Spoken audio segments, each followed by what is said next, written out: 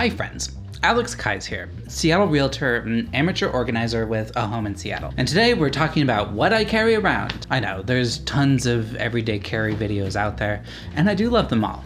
But my life as a realtor has a pretty specific tool set. Some that you might expect, and some that might surprise you. So let's empty out the trunk of my car and see what we shake loose. I think the most essential tool for any realtor is their car. I used to think that it would be fun to go around on a motorcycle or a bicycle, but I did put 20,000 business miles on my car this year in the rain, in the snow, and the smoky forest fire weather, and I really used and abused my Prius. Now, I'm kind of surprised by how many questions I get about the Prius, and if I like it or not. I mean, it's an over 20-year-old design, and yes, I do love it. Maybe it's because the stereotypical realtor sports a Mercedes or an Audi. And there's been plenty of times when I'm looking at a house with a client and the realtor after us pulls up with 6-inch heels and an $80,000 car, and their client follows in a 10-year-old Subaru. But back to the Prius. This is the OG EV, and it's kind of the perfect car. It's super efficient, it's pretty cheap, has plenty of space, it's a little slow, yes, but I'm driving in traffic 90% of the time, so it doesn't really matter. I drive clients around occasionally, so I try to keep it sort of clean, especially after picking up some lumber or taking a load to the dump, which it does perform superbly at. Let's see, I think they're in here somewhere. Now, I picked up some bolt cutters pretty early on in my career. They don't get a ton of use, but when I do need them, it's super impressive to be like, oh yeah, I can break into that shed that the seller didn't unlock before you bought your house. Out of the many houses that I've helped people buy, I think that I've only had to use these maybe 3 times for a client. Once to cut off a small lock on a crawl space, once for a fence, and once for a backyard shed.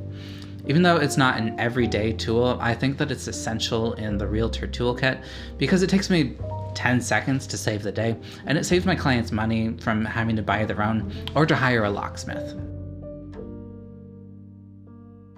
I forget who it was who said it, maybe it was Gary Vee or Ryan Serhant, but I really like the mantra of every business is a media business.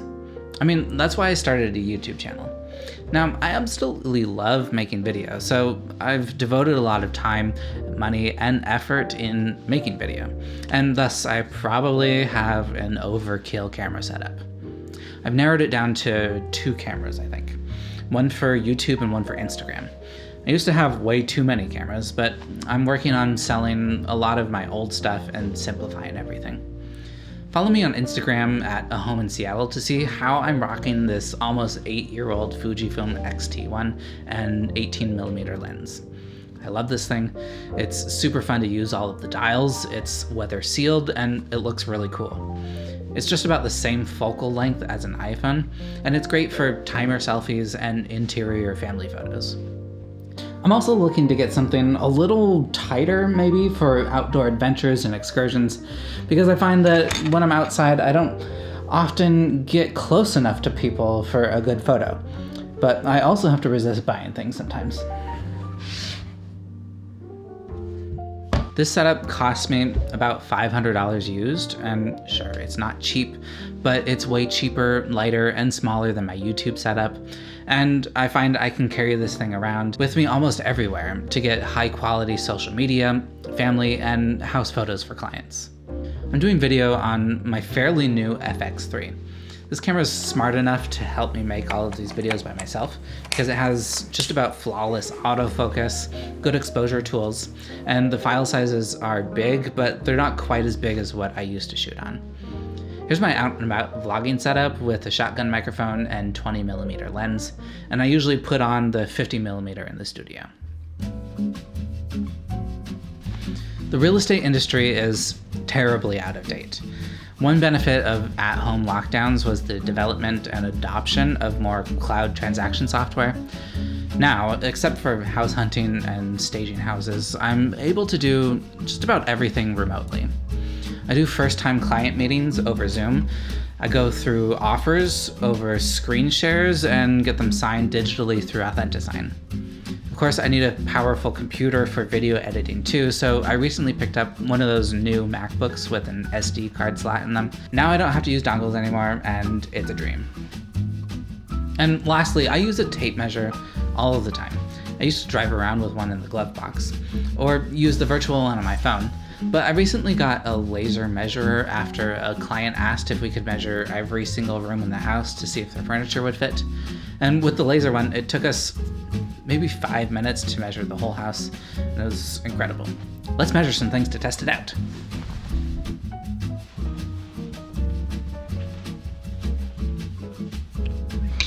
It is the next day. I got distracted and forgot to finish the video. But I still wanted to show you how to use the laser measurer, because it was just the other day. I was at a house at an inspection, and the home buyer wanted to know how big a window was so that they could order some curtains and have them arrive before they closed on the house. So I just pull out my little laser measurer here, put it against the wall, and it shoots out a laser. If you press it twice, you can get a room. Baby's room is 10 feet by 9 feet.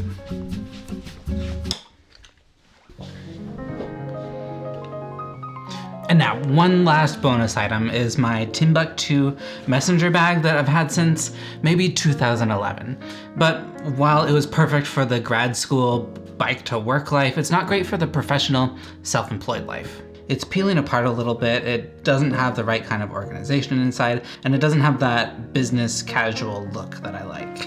So if you have a recommendation for something that's still kind of casual but also professional looking, leave a comment below. I'm liking a few that I've seen from Bellroy and Peak Design, but I really can't decide. So I have a couple things in here. The computer, and we've got the camera, and the tape measure.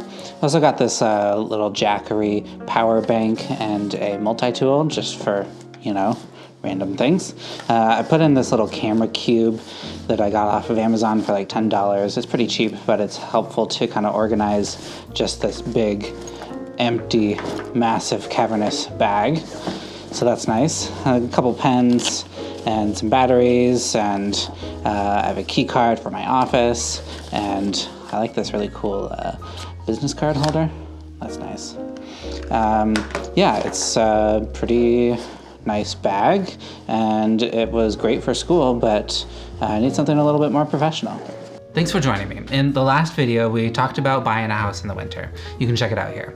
And if you're thinking about making a home in Seattle, send me a message. Bye.